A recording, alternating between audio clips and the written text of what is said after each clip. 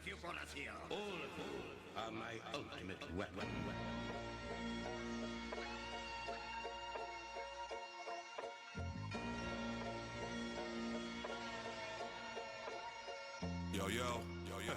Design for disaster, from the mind of the master. Plot thicker than encyclopedias with unlimited chapters. Face like I play poker, so you get no hints of the takeover. We hit a What is going on, everybody? It is me.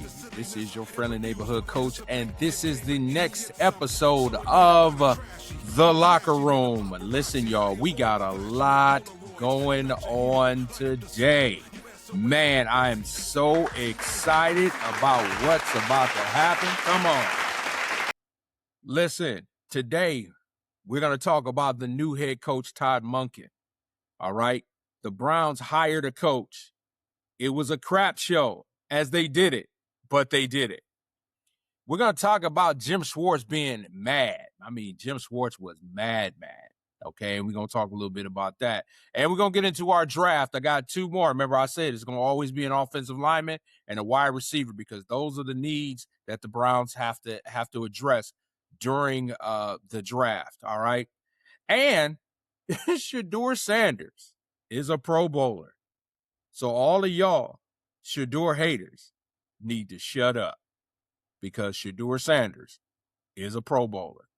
Then we're going to get into the AFC NFC Championship game. We're going to talk a little bit about that as that took place and the Super Bowl that is going to come up. We got the New England Patriots and the Seattle Seahawks in the Super Bowl. We're going to talk a little bit about that. And Bill Belichick, not a Hall of Famer? Really? Let's talk about it. Then we have the Cavs. We're going to talk about the win versus the Lakers. LeBron came home. We'll talk a little bit about that. Is Lonzo Ball and DeAndre Hunter on the trading block? Then I want to address some comments that Jalen Tyson made regarding LeBron James. And a lot of the backlash that he got for it. Was it warranted? We'll find out. Are the Cavs back? They've been on a little winning streak. We're going to talk about that. And then finally, my coach's rant. So I got this from my man L Train, 3 the Hard Way. Shout out to him and Terrence Austin, the captain. Here's the thing. We're going to talk about that in my rant. LeBron coming home. Is it a good thing or is it a bad thing? I got my take on that. So let's get ourselves prepared for the Locker Room. The Locker Room is sponsored today by the Let's Talk About It podcast. Listen, y'all, I don't just do sports. We do the Let's Talk About It podcast. The Let's Talk About It podcast is on YouTube. It's on Instagram. It's on all social medias. And what we do is I just talk to very interesting people about subjects that everybody deals with, okay? And so we just have a good time talking about that, helping people get out of certain situations. We talk about situations that they've been in and how they've overcome it. So if you have not subscribed to Let's Talk About It, go to YouTube and look up Let's Talk About It. Go ahead and hit that subscribe button and come on in and join me. All right. So today's episode is sponsored by The Locker Room. Not The Locker Room, but the Let's Talk About It. Stop. Okay. All right. Here we go. Let's go ahead and let's get into it. We're going to get into this right now. So, Todd Monken. Todd Monken is the new head coach of the Cleveland Browns. He was the offensive coordinator in Baltimore. People thought that he was going to leave with Harbaugh, but he did not do that. He threw himself into the hat, and he is now the new head coach of the Cleveland Browns. There were other candidates that could have been chosen. Like I said, it was a crap show the way that the Browns handled this. But I'm going to give Todd Monken an absolute chance because it's better than what Kevin Stefanski did over the last 6 years. Todd Monken was here as an offensive coordinator many years back. All right. And definitely I am I'm okay with it. I'm okay with it because Todd Monken he's a football guy. Okay. My man L Train showing up here in the house. What's up, L Train? He said, Hot Rod, are you happy with the Todd Monken decision? I am. I mean, I have to be because there's no other candidates. I'm going to give him an absolute opportunity. He is an offensive mind. He was, he won some national championships at the University of Georgia. He has been around the block. He is a football guy. And because he is a football guy, and that's what we need is a football guy in the room, I don't have a problem with it. I know the two young coordinators were, the shiny diamonds in the room, but I believe that they did not accept the job because they were forcing Jim Schwartz on them. And I said this on Three the Hard Way. I've said this on my show, is that any self-respecting coach wants to build their own staff. And if you're coming into a situation where they're telling you, no, you're going to take this guy, no real coach is going to want that. Okay. Now, do I believe that Todd Monken was given that opportunity the same as all others? I do. I believe that. Okay. I truly believe that. I believe Todd Monken knew that he possibly was getting Jim Schwartz.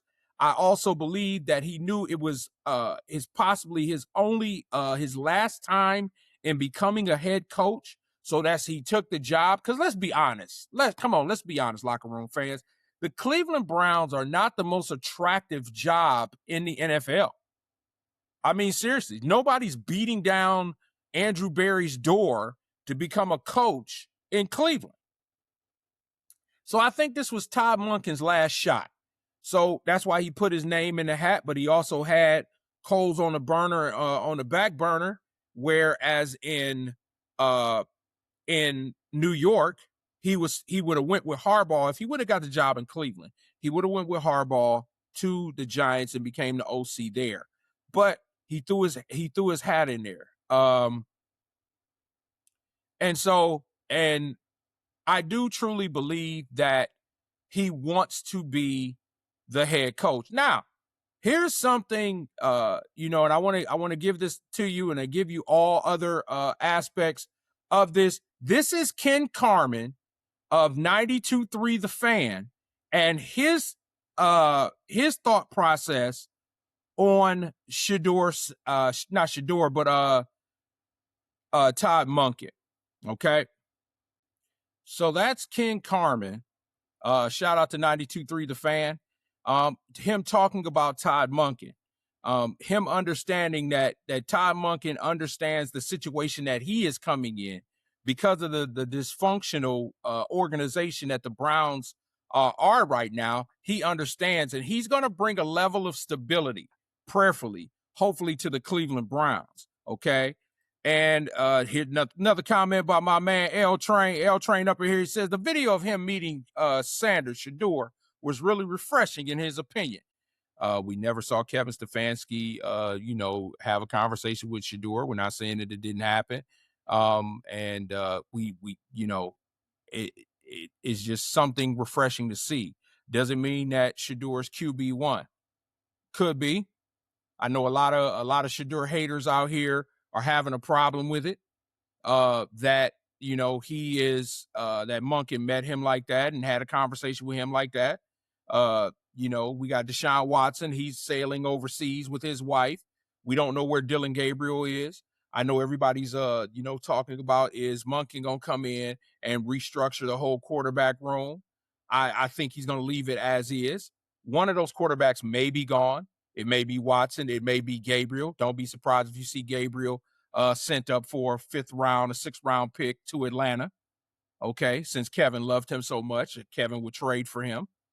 That's a good meeting. I'm willing to give Todd Monken a chance, and this is what I'm saying to Cleveland fans: give him an opportunity. We can't do any worse. We just let go of worse. Worse is in Atlanta. So at least this will be an upgrade offensively. Okay. Now, where could a problem lie? A problem could lie at the fact that Jim Schwartz is really, really angry, y'all. Jim Schwartz, from all reports, was when he was told that he was not going to be the head coach, he stormed out of Berea, and he said that he was not coming back to the Cleveland Browns. He was very, very angry at the fact that they did not make him head coach. I'm just going by reports, so I'm going to give you my opinion based off the reports that I got. Does he have a right to be angry? Yes, he does. He has a right to be angry at the fact that he was looked over by the Cleveland Browns, being in the position that he was in that room. Okay, I understand his frustration, him going through the interview process. We don't know behind the scenes what the organization told him. So we got to be careful in what we say, because we don't know what the organization promised him. We're talking about the Cleveland Browns, y'all. We don't know what they said to him. We don't know if they said to Jim, hey, if we pass you up, will you still hang out? We don't know that. We're assuming that, okay? By reports, we're assuming that, but we don't know what the Browns told him. That'll be found out later on down the line, okay? However, from what they're saying, the way he stormed out of there, it was completely unprofessional if it went that way. It's unprofessional. This is a business. At the end of the day, it's a business. I know it's a pro sport, but it's a business, okay? And I know Schwartz had an issue with the fact that of Monk and them being around the same age. I get that, but you still have to show a level of professionalism, okay? There are many jobs that people apply for that they don't get. Is there disappointment? Absolutely, okay? But to have a full-blown, quote-unquote, temper tantrum, no, come on, man. Come on. Now, he has been pitted to be interviewed by the 49ers for their defensive coordinator position. I heard some rumblings that Baltimore is looking at Jim Schwartz, okay, which would keep him in the AFC. I think Jim Schwartz is a tremendous defensive coordinator. I really think he is. And do I think the Browns mishandled it? Yes, I think they did. Do I think that Jim Schwartz should have been the head coach of this team? I wanted Jim Schwartz, but we got Todd Monken. We have to deal with what we have. Okay? That's what it is. And so I'm going to put my support to Todd Monken until he gives me a reason not to. All I want is for the Cleveland Browns to win. I want them to win. I want them to compete. I want them to contend. And I want the people put in place that's going to make that happen. Okay? So, yes, Jim Schwartz is angry. Have every right to be, but you still got to remain a professional. Okay? And on top of that, it's not one of the subjects, but I'm going to throw this in here. I heard that Myles Garrett was not very happy at the fact that Jim Schwartz did not get the position. And that he went to social media and he let it be known through a meme or something of that nature, his displeasure of him not being named the head coach. So let me give y'all my humble opinion on that. Who cares how he feels? And I'm being very honest. You got $40 million to change your feelings. No one cares how you feel. Okay? You had an opportunity to get out of Cleveland. You didn't do it. You took the money. You made the bed. Now you lie in it. Okay? So if Jim Schwartz is not your defensive coordinator, wow, sucks. But suck it up and put your pants on the same way you do every day and go to work, Cupcake. Ain't nobody trying to hear all that. Okay? Because at the end of the day, no one really cares how Myles Garrett feels, except Myles Garrett. You're going to suit up for whatever defensive coordinator you're going to get next year. You're going to put your helmet on, and you're going to go out there and try to break more records. Now, on the sympathetic side of it, I understand his feelings. He's had the most successful season in his career under Jim Schwartz. He has had the most successful career numbers under Jim Schwartz. So I get it. But at the end of the day, it is a business. People come and go and get fired all the time. Okay? So no one cares what Myles Garrett thinks. L Train, he says, is there a world where Deshaun Watson gets back to being even close to what he was under this new system? So to answer that question, I think he can, but I'm going to be honest with you. I don't think it's going to be in Cleveland. I think Deshaun Watson needs a fresh start. I really do. Now, is he going to be on the roster in Cleveland? Yes, he's going to be on the roster in Cleveland. Could he have an opportunity to play? He could. Right now, to me, Shedeur is QB1. Not based off the film I just showed, not based off his meeting with Todd Monken, but based off the fact that they're not going to get a high draft pick in terms of, and they're not going to get a quarterback at 6. There's no quarterback that's worth drafting at number 6. So they're going to get him at 6. So if they get a quarterback, it's going to be down the line. So he has what he has. But I just believe for Deshaun Watson to get back to what Deshaun Watson once was, it can't be in Cleveland. It just can't be in Cleveland. There's the captain. I'm going to speak to Myles' reaction tomorrow on our show. As a leader on this team, shame on him and his reaction. I say trade Myles. He said trade Myles behind, as I would want him in. Okay, I wouldn't want him in my locker room. Okay, Cap, hold on, Cap. Hold on, Cap. Cool your jets a little bit, Cap. All right, I'm not gonna trade Myles Garrett. Cool, yeah. I mean, he did just break the all-time season sack record. He's gonna be defensive player of the year. I'm not. I mean, I understand. Okay, but I'm not going to trade him. He's just going to play. I'm going to put the pieces around him to be successful. Okay, we know that Myles Garrett is not a leader. We know that. We've already established that he's not a leader, but that dude can play. Okay, and like I said, he just signed a contract. There are 40 million reasons why Myles Garrett is going to be at training camp, and Myles Garrett is going to be on the field. Okay. Now, the hire of defensive coordinator for the Browns is going to be big. So depending on, they got to get somebody who has a similar system to Jim Schwartz. I believe if you get a DC that has a similar system to what Jim ran, Myles will be fine. But that's why I think Brian Flores was not brought in, because Brian Flores runs a 3-4 and Myles Garrett is not going to run a 3-4. Okay, so I'm not going to trade Myles Garrett. Slow down there, Cap. Slow down, Cap. I got you, but you got to. That's the captain. Listen. While my guys are on here, I want to let you guys know, if you have not subscribed to 3 the Hard Way, that is the sports podcast that me, my man L Train, and the captain Terrence Austin. That's what we do. So if you have not subscribed to 3 the Hard Way, I want you to go to YouTube. I want you to type in 3 the Hard Way Sports Podcast. Go ahead and subscribe, like, comment, share, because we for all the smoke. That's what we do.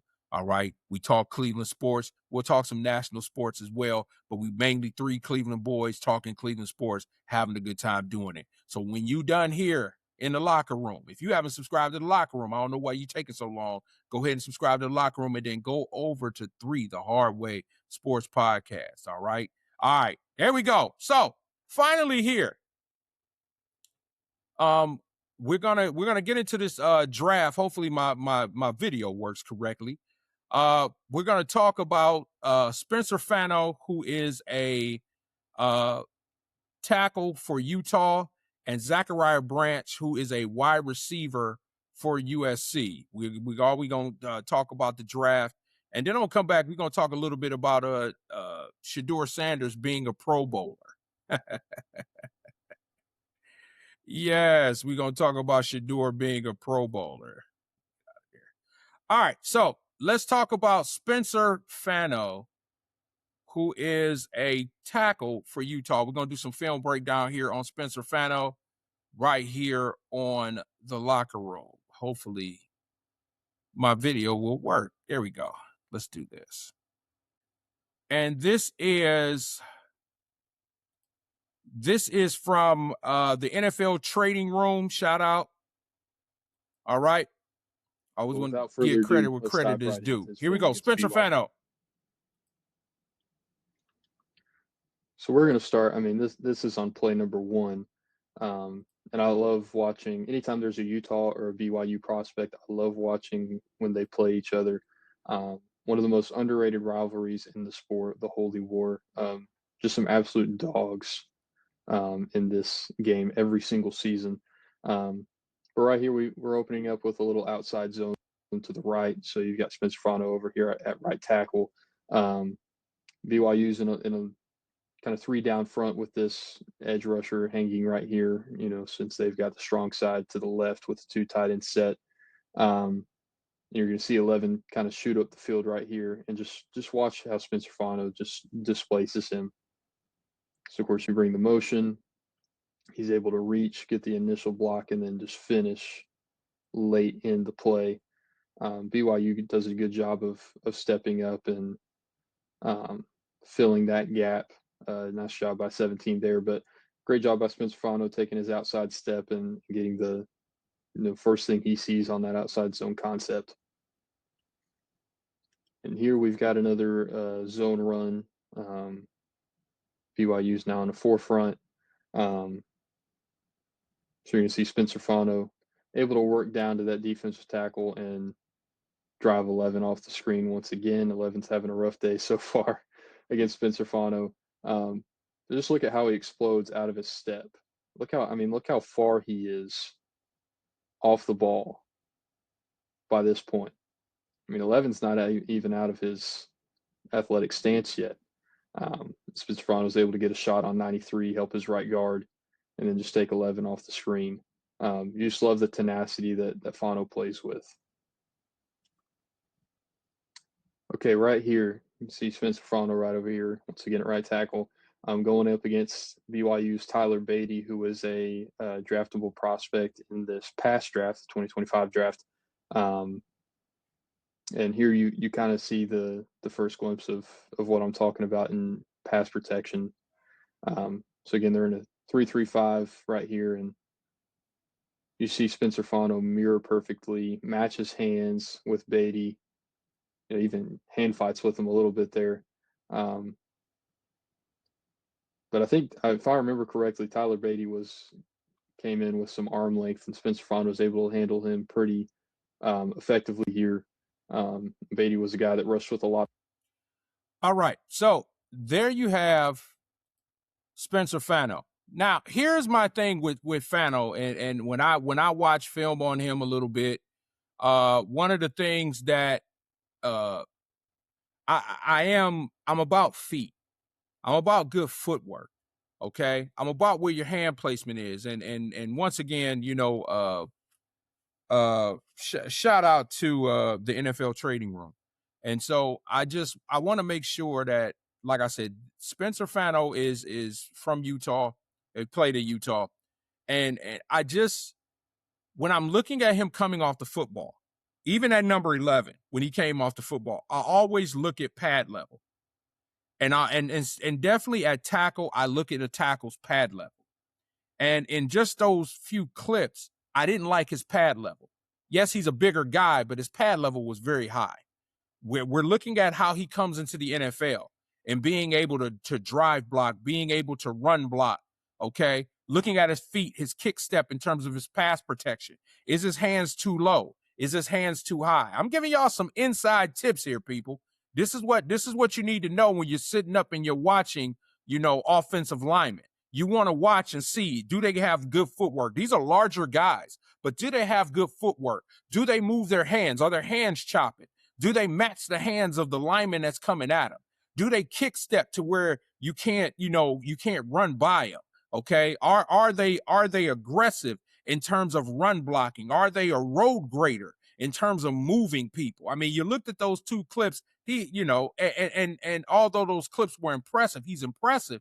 There's still things that I believe that Spencer Fano has to work on when he comes to the NFL. Now, Coach Young has always been a proponent. I do not want the Browns to draft a lineman at number 6. I don't think there's a lineman in the draft right now that's worth the number 6 pick. The Browns have the 6th and the 24th pick. I don't think that there is a lineman that's worth the number 6 pick. I know they're talking about the lineman out of Miami. I think we will overdraft if we grab a lineman with the number 6 pick. I think it's an absolute reach. And although the Browns need to solidify their offensive line, I said this before, I wouldn't be surprised if Andrew Berry trades down. Okay? And I know people want, you have Jordan Tyson, the wide receiver out of ASU. We got my Buckeye, Carnell Tate coming out of Ohio State. But I believe that you could get good wide receivers later in the draft. Now, if they did draft Carnell Tate or they did draft Jordan Tyson, I would not have a problem with that. But I would not draft an offensive lineman at number 6. I just would not do it if I were the Browns, because I don't think there are enough out here to do that. Okay. So next up, Zachariah Branch. And we're gonna look at Zachariah Branch here. He is a wide receiver out of USC. And let's take a look. Shout out to Daft on Draft. And let's take a look. Final game of the playoffs. And if I need to see more targets, I'm going to pull up the Florida game as well, because he was targeted 10 times in that game. So we'll do that, but let's roll in here. So first off, what I want to point out here, in 12 personnel, Georgia opens up in 12 personnel. He is not one of their 2 wide receivers on the field. So he's not a Z. He's not an X for them right here. Just worth mentioning. All right. Still in 12 personnel here with Delp and Lucky as the 2 targets here. Not on the field. So in 2 wide receiver sets, we don't see Zachariah Branch. We don't see him. Again, 12 personnel here. Lucky, Delp. They've got Lucky in the slot. Okay, there he is. Again, coming in motion across the formation. And running vertical.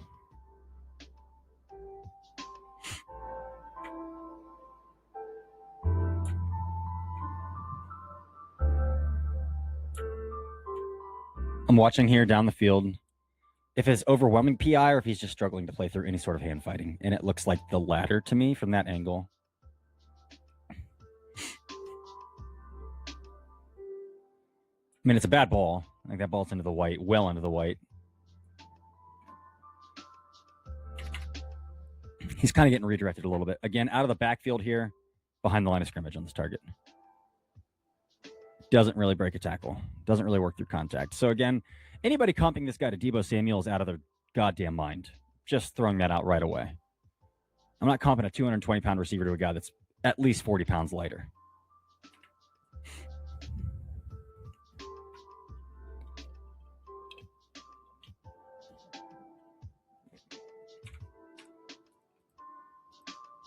We got him. Yep, he's in the slot here at the 3-man side. That's that 3rd receiver. All right, so he runs a route here, and it doesn't look very pretty. There's no head. There's no selling with the eyes. There's no subtle movements at the top of his routes, and then that thing is rounded coming out at the top of his break. All right, so when you look at Zachariah Branch's film, all of his film, I look at him more like an Isaiah Bond. He's a vertical guy, okay? Doesn't run great routes. He's got speed, though. I look at him as a return guy, but I also look at him as a slot, okay? We already have a vertical slot in Isaiah Bond, okay? Question here from L Train. I see you, KB. He says, in your opinion, what is the strongest position group in this year's draft? That is a great question. Right now, the strongest group that I have seen in my breakdown of the NFL draft is actually defense. It's actually defensive tackle.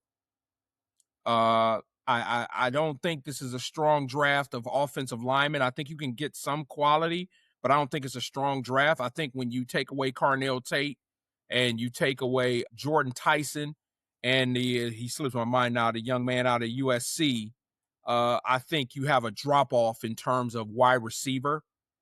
And so I think you really have a good defensive line class. Here's the problem with the Browns. We already have a good defensive line. So there's nothing there defensively that we really need.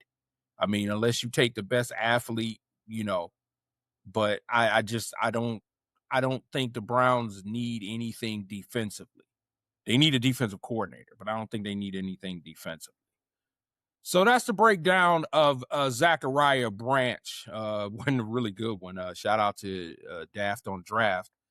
He really kind of went in on him, but I think he could be a return guy, and I also think he could be if he's coached, because it's all about coaching, And when you see players that don't perform well, some of the time it's them, but a lot of time it's coaching.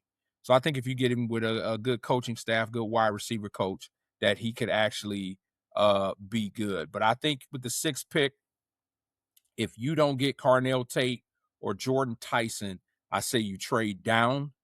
You just bag up picks and go rebuild your team. Okay. If there's some chance that you can get a Jordan Tyson or I want Jeremiah Smith, but not Jeremiah Smith or Carnell Tate, then I would gamble the 6th pick on that. Okay. But I would not, if they're not able to get that wide receiver in the top part of the draft, I would definitely take the 6th pick and I would trade down. Okay. All right, guys. Listen, once again, if you have not subscribed to the Locker Room, I don't know what's taking y'all so long. Y'all should be able to go ahead and subscribe and like and comment when it comes to the Locker Room. Okay. I'm on here every Saturday at 11 a.m. Mountain Standard Time, just talking Cleveland sports, doing my thing. So go to YouTube, all right, and then type in the Locker Room with Coach Young or the Locker Room 34, and go ahead and subscribe, like, and comment, all right? And for me, I say this on 3 the hard way. You may not like what I'm saying, but you will listen, all right? Let's move on to the Cleveland Cavaliers, shall we? So, I don't know how many times I'm going to do that. But the Cavaliers, okay, they beat the Lakers the other day. LeBron came home, and they put an absolute B to A to them. And so they beat the Lakers pretty handily. Donovan Mitchell had a great game. Jalen Tyson had a great game. Evan Mobley is down again. And I understand. I mean, he has a calf strain.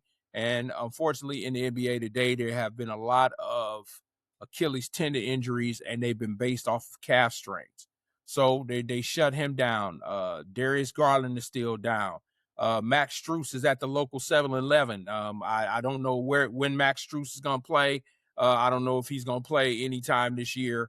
Maybe I can get the captain on 3 the hard way to do an APB on him, because I think I saw him down there on Warrensville Center Road at the Mr. Heroes. I don't know where Max Strus is. Okay.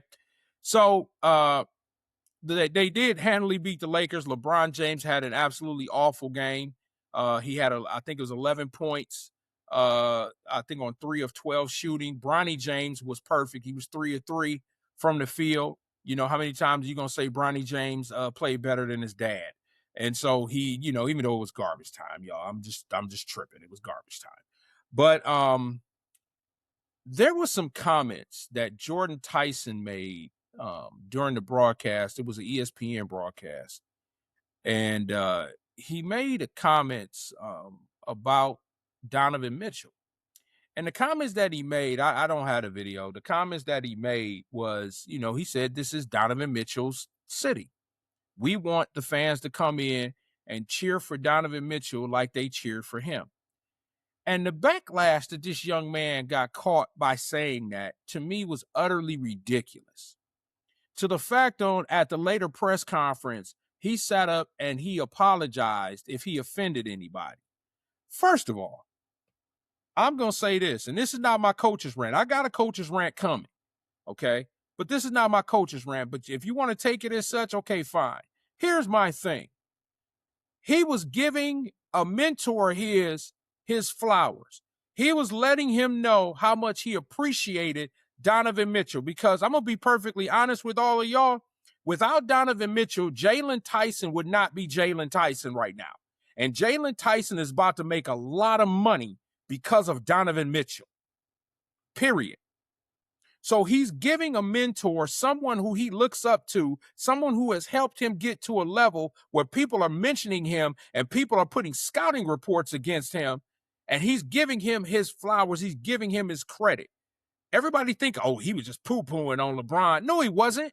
He wasn't poo-pooing on LeBron, but he was giving flowers to the guy. He's in the moment. He's talking about right now. Okay? And then I looked, and I saw Kevin Love came out with a statement, and I saw Kyrie Irving came out with a statement. Listen, I understand the LeBron nation, okay? You people talk about the Shadurians and Shadur Sanders. Let's talk about the LeBronians, the LeBrons. Let's talk about that nation, okay? Where you can't say nothing against the king, or say nothing that they may deem derogatory against the king without everybody, all his little minions coming out, okay? Now listen, Cleveland born, Cleveland bred, I'll be one till I'm Cleveland dead. I want y'all to understand something. I have nothing but appreciation for LeBron James and what he did for the city of Cleveland in 2016. I have nothing against what he has done. I have nothing but respect for Kyrie Irving, nothing but respect for Kevin Love, Iman Shumpert. I have nothing but love for Matthew Dellavedova. I have nothing but love for Channing Frye and Richard Jefferson, okay, and J.R. Smith, okay? Why am I saying all these names? I'm saying all these names because LeBron James wasn't the only one to do this. Now, he was a catalyst, but he wasn't the only one. And I'm not dismissing the 2016 championship, 55 years. I'm not. But I'm always saying this. I'm like Janet Jackson, y'all. What have you done for me lately? And Jalen Tyson was talking about right now how much he admires Donovan Mitchell. And for you guys to come out and try to dog this young man for, giving his mentor flowers, let's remind folks, shall we? Not of the Kevin Love that you see right now, the Dominion and the quiet Kevin Love. Let's talk about Kevin Love when he was in Minnesota. Let's talk about that Kevin Love, okay? He who was out seeing cast the first stone. Let's talk about that Kevin Love before he was traded to Cleveland. Not the one that y'all celebrate now, okay? Because that's what I didn't like his comments, okay? Kyrie was a little bit more diplomatic, so I ain't going to really go in on him. But Kyrie had some issues, too, after he left Cleveland, okay? He wanted to be the man, went to Boston, was the man, flamed out, okay? But I'm not going to pile on Kyrie Irving, okay? I'm not piling on these guys. But I'm saying you got a young, excited NBA player who's giving a mentor who's about to put money in his pocket flowers. Y'all sit down and shut up. I need all the LeBronians to sit down and shut up, okay? Because that he wasn't trying to disrespect LeBron. LeBron gonna have a statue outside of the arena in the next couple of years, okay? So get off Jalen Tyson's back because he was just doing something that most young people don't do today, which is giving someone else credit, all right? Now, moving on. Is Lonzo Ball and Hunter on the trading block? because the trade deadline is coming. And then, of course, everyone's talking about, Giannis being traded, Ja Morant being traded. But when we talk about Cavaliers that possibly can be traded, you got DeAndre Hunter and you got Lonzo Ball, who could possibly be traded. Now, the Lonzo Ball trade, I don't know who they would trade for Lonzo Ball. Lonzo Ball can't hit the broad side of a barn right now, y'all. And so that's why, and then they brought him here for defensive purposes and him throwing assists. Excuse me. And he's done that, but Lonzo Ball can't hit a shot. And then by him not being able to hit a shot, he really doesn't play defense. If you really look at it, Lonzo Ball really isn't playing that stellar defense. Okay. And then when you talk about DeAndre Hunter, he slumped a little bit. And then when DeAndre Hunter slumped, he stopped playing defense. Okay. So right now, from what I hear, is Rui Hachimura and there's the young kid. I wrote him down. Give me a second here. It was Hachimura and Dalton Connect. Okay, Dalton Connect. So the what they're talking about is trading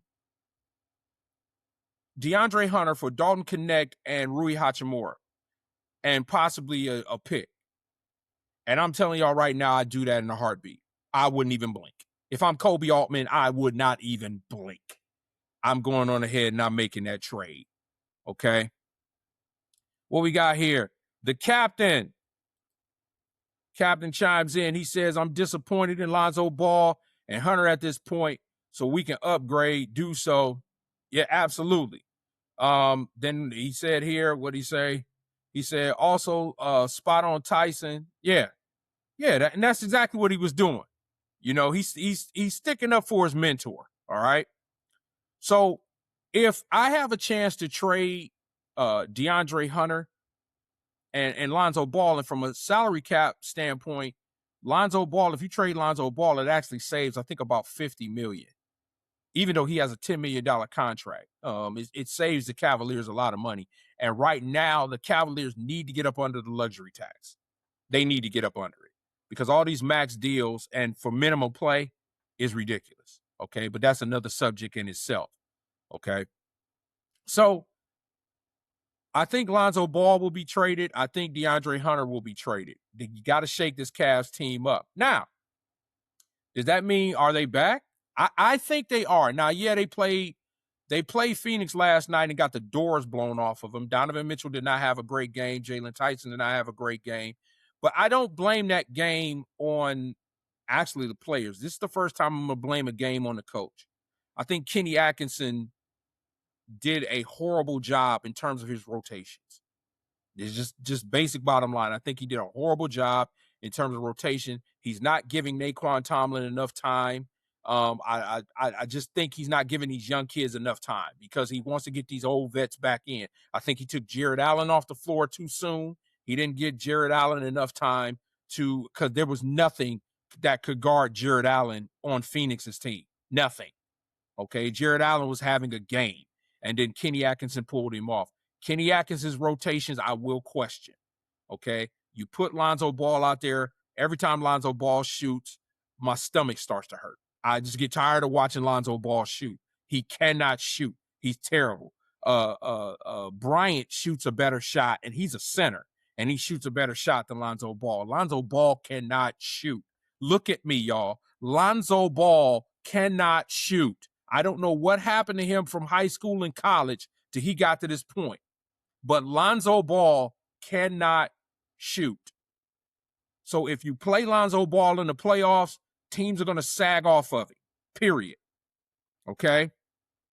Oh, that's coming. It's coming, T. Just wait. It's coming. All right. So I do think the Cavs are back. I think the fact of they take this L in Phoenix, I don't think is a bad thing. I think it just keeps them chugging along. Their number, I think they're 5th or 4th in the Eastern Conference. They're right where they're ready to attack after the All-Star break. And trust and believe, I said this. that the Cavaliers would go on a run after the All-Star break. It's going to happen. It's coming. All right. Switching gears to the NFL. So we had the AFC NFC championship game, New England versus Denver, and Seattle versus the Rams. And so New England beat Denver and Seattle beat the Rams. The game, the Patriots versus Denver, was a tale of two halves. First half, Denver was hanging in the game. It was real clear, there was no snow. Then the second half, it was a blizzard, and it was just about getting points. There was field goal misses all over the place. To a certain extent, I don't understand why Denver did not go for it a lot of times on fourth down instead of kicking it, because the wind and the snow, it was bad. New England came back, and New England has won. They won the game. New England is going to the Super Bowl, and I'm sick. And the reason I'm sick is because I'm sick and tired of seeing the New England Patriots. I just am. But they earned it. Drake May, I think, is an MVP candidate. And I think New England, has done a great job. Mike Vrabel has done an absolutely great job in terms of turning that team around after 1 year. Okay, did you hear what I said? He turned the same team around in 1 year. Hey, Browns fans, wasn't Mike Vrabel a coach in Cleveland last year? Okay, just food for thought. All right, and then in Seattle, very good game between Seattle and the Rams. I would have. It was a pick'em game. I actually picked the Rams, and so Seattle really surprised me. So I think it's going to be a really good Super Bowl. I mean, New England and Seattle at it again. And I'm not going to give my predictions right now. I may do it in another week or so. I'll give you my prediction because I'm still trying to break some things down. I love what I saw out of New England, and I love what I saw out of Seattle. So I think it's going to be a really good game. All right. Now, real quick, and let me put this on here because I want y'all to know I already had this here. T. Austin said, Coach, give your take on Coach Belichick not being a first ballot Hall of Famer. So, ladies and gentlemen, boys and girls, children of all ages, Bill Belichick, for those that do not know, was snubbed to be a first ballot Hall of Famer. Okay? And I think it's an absolute joke. All right? I think it's a joke for the committee who voted against him not being in the Hall of Fame. I think it was personal because people did not like him. And when it comes to the Hall of Fame, it should not be personal, okay? Because there are some questionable characters who have been elected and who are Hall of Famers. And Bill Belichick's resume has solidified him as one of the greatest coaches in NFL history. And I go as far as saying this. Those who voted against Bill Belichick becoming a Hall of Famer should have their vote removed. They should not be allowed to vote anymore because it is obvious that it is personal. It is obvious. You voted Jimmy Johnson in, Eric Coryell, okay, Hall of Famer. You've got a bunch of Hall of Fame coaches, Chuck Noll, so on and so forth. And Bill Belichick smokes all of them. And you mean to tell me that he is not a Hall of Famer? I need for those that did not vote for him to explain their stance. And that's where it's going to get, that's where it won't happen. You see, it's kind of like them keyboard thugs. They say what they want to say, but you never get a chance to see them. You need to be able to, those that did not vote Bill Belichick in as a Hall of Famer needs to explain themselves. And it should be investigated, and possibly, like I said, those people who voted for the Hall of Fame, who voted for Bill Belichick or did not vote for Bill Belichick, voted against Belichick, they should have their Hall of Fame credential removed. They should not be allowed to vote for anybody else in the Hall of Fame because it is obvious that it was personal. Now, like I said, I know Bill Belichick wasn't a great guy. There's been a lot of reports that Bill Belichick wasn't a great dude. Okay? You got to understand, he's out of the Bill Parcells tree. Bill Parcells ain't a great dude. But you cannot take away the fact that the Super Bowls that he's won, the AFC championships that he's won consecutively, it gives him the right to be in the Hall of Fame. And even if they come back next year and vote him in the Hall of Fame, if I'm Bill Belichick, I wouldn't even go. I wouldn't go. I wouldn't attend. Because this here is nothing but a vendetta from people who don't like Bill Belichick. So I'm disgusted at the fact that it's so obvious that it was politics. It's politics. And there's politics in all types of major sports. But that was so egregious. That was egregious. And so, yes, I will state it again. Those that had a vote that voted against Bill Belichick should be able to either A, have their credential as voting for the Hall of Fame removed, or B, stand in front of a camera and explain why you did not vote Bill Belichick as a Hall of Fame. Okay? All right, one last break before I get into my coach's rant. Listen, I thank y'all for joining me today. I thank each and every one of you for joining me. Like I said, if you have not subscribed to the Locker Room, please do so. Please subscribe to the Locker Room. I have a good time on here. I spend a lot of time doing this. I enjoy talking sports. I enjoy talking Cleveland sports. I get a kick out of it. It's just so much fun for me, okay? So please just go to the Locker Room 34. Subscribe, like, comment, share. I'm trying to build up the fan base here, y'all. This is exactly what I'm trying to do. And I do appreciate all you guys' support. All right, for the last few minutes, I'm going into my coach's rant, y'all. And this is specifically, it was brought up on 3 the Hard Way. My brother, Lionel Jones, L Train, the Cap, T Austin. You know, we talked about it a little bit, but I said that I was going to address it on the Locker Room, and this is how I'm going to address it. There have been rumors and innuendos that LeBron James, after this year in LA, will have his farewell tour in Cleveland. And I've been asked, I've had people other than my brothers ask me, other people have asked me, how do I feel about LeBron James coming back home for his farewell tour? And do I want LeBron James back home in Cleveland? So here we go. I will take LeBron James back in Cleveland on my dime. And what I mean by that, I'm speaking as the Cavaliers.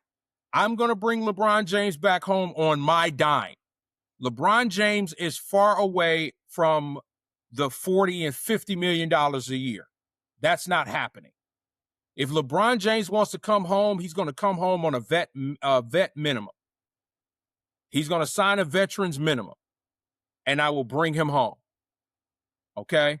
Now, I know there are folks out here that will say you crying, you screaming blasphemy. I can hear Stephen A. Smith, blasphemy. No, it's not. Although LeBron James is averaging 22 points a game, okay? His lowest in his career. And I get it. He's 41 going on 42 years old, okay? And can he still impact the game? Yes, in spurts. He can still impact the game. If you want LeBron James to carry your ball club, Father Time is kicking him, okay? He can't carry a team anymore. He doesn't have that capability of carrying a team anymore, okay? And there's no disrespect to LeBron James. I've watched that young man since he was 16 years old.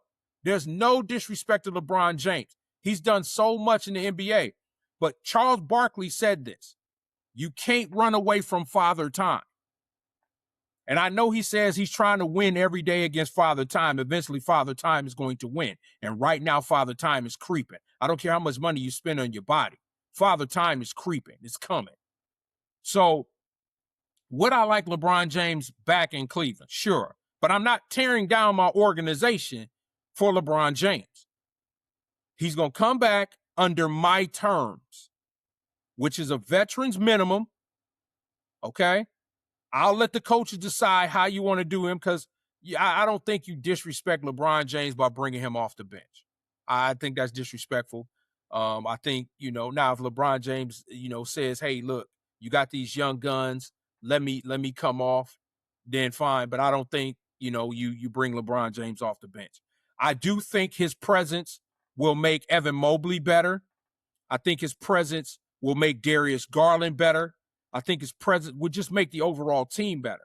But in terms of him carrying, I don't think that's it. I think he would allow Darius and Donovan and Evan and Jalen cover and take that heavy load.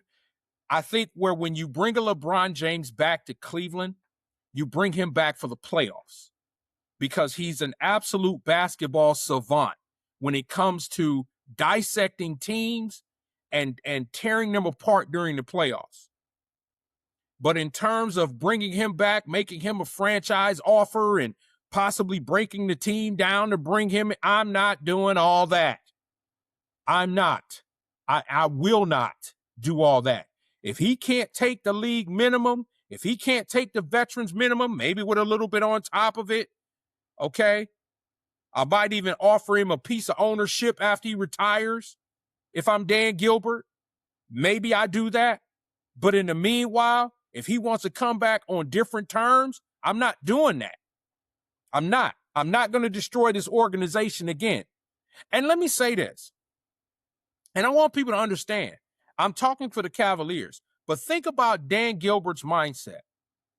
Dan Gilbert's mindset is, I want to win a championship without him.